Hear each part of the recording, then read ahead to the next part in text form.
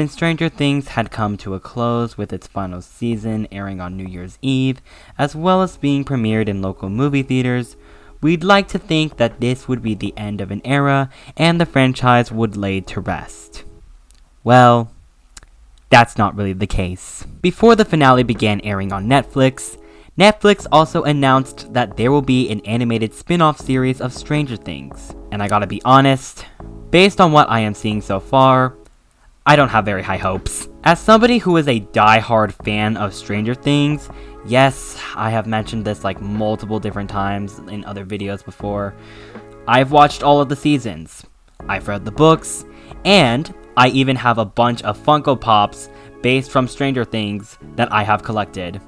Trust me, it's a lot. I do have some thoughts on the spin-off, and I will be sharing them in this video. On November 6, 2025, the Duffer Brothers, aka the creators, directors, and executive producers of the show Stranger Things, announced that they will be releasing a 3D animated cartoon of Stranger Things. The animated series is called Stranger Things: Tales from 85. The premise of the series returns to Hawkins in a snowy setting in the year 1985, where the original characters must fight new monsters and unravel a paranormal mystery. The Upside Down's influence is again seeping into the town.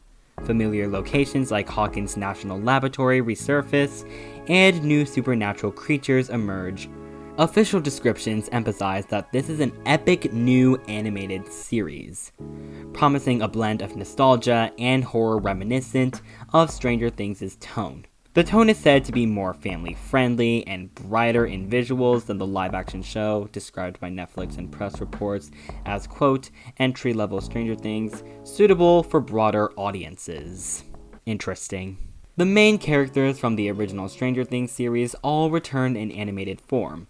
These include Eleven, Mike Wheeler, Will Byers, Lucas Sinclair, Dustin Henderson, Max Mayfield, as well as a new character by the name of Nikki Baxter, who is described as taller and bigger than the core group, who joins the Hawkins kids in their adventures. Now, we don't really know much about Nikki since we don't have any concept art of this character, and even the fandom's wiki page has no information on Nikki.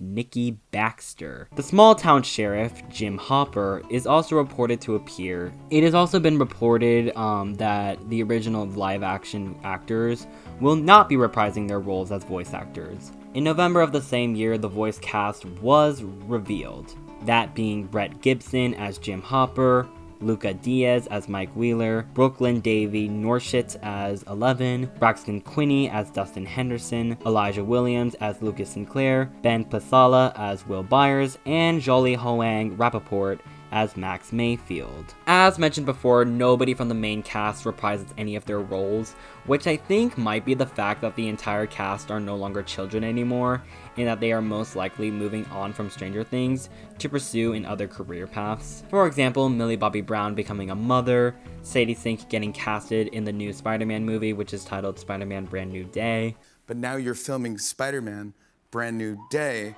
and Sadie Sink's gonna be in the new Spider-Man. I was like, I am? And then sure enough, yeah, like 2 days later, they asked me to do it. Caleb McLaughlin and Gaten Matarazzo now focusing on voice acting, Finn Wolfhard having a music career as well as also doing voice acting, and Noah Schnapp being in college. I don't think it was a surprise to discover that the main cast would not reprise their roles anyway since they have other stuff going on, but it is what it is. Now, according to the Duffer Brothers, they aimed to invoke the feeling of an 80s cartoon. The idea was kind of to evoke a feeling of an 80s cartoon, which I have to admit, the art style does not scream 80s cartoon. And the fact that they decided to use 3D animation and proceed to say that they wanted the audience to feel like they are watching an 80s cartoon, I would have a hard time believing that. When I think of 80s cartoons, I like to imagine 2D hand-drawn animations, but also feeling nostalgic. So when looking at Tales from 85, it really doesn't check any of the boxes. And also, doesn't this animation look exactly like the animation from Into the Spider-Verse? As mentioned, the series will take place in 1985, which is during seasons 2 through 3. I do like where they are going with the story of the series, but I do feel like it does kind of repeat itself, which again, like the idea, but I do feel like it's kind of unnecessary to continue because 11 already closed the gate from season 2, so I think it would just be pointless, but who knows? So, my thoughts on the show. I feel like Netflix is just milking Stranger Things at this point. The original show already had a clean emotional arc that wrapped up. I know some people may disagree with this because the finale of Stranger Things Season 5 is pretty mixed, but keep in mind that this is my opinion. I honestly really think that Stranger Things ended where it needed to end. With Netflix continuing to push hard on Stranger Things by making a spin-off, it's most likely going to tarnish its legacy. Stranger Things is almost 10 years old. Maybe it's actually time that we put this to rest. However, if Tales from 85 ends up becoming like a fun side story, great.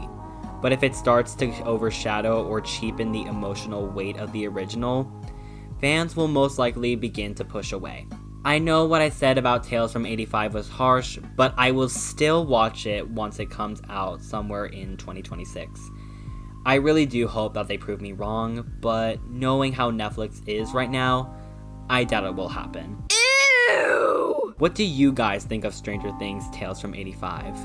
I hope you guys enjoyed this video. Don't forget to like and subscribe, and turn on that notification bell so you don't miss any more of my future content.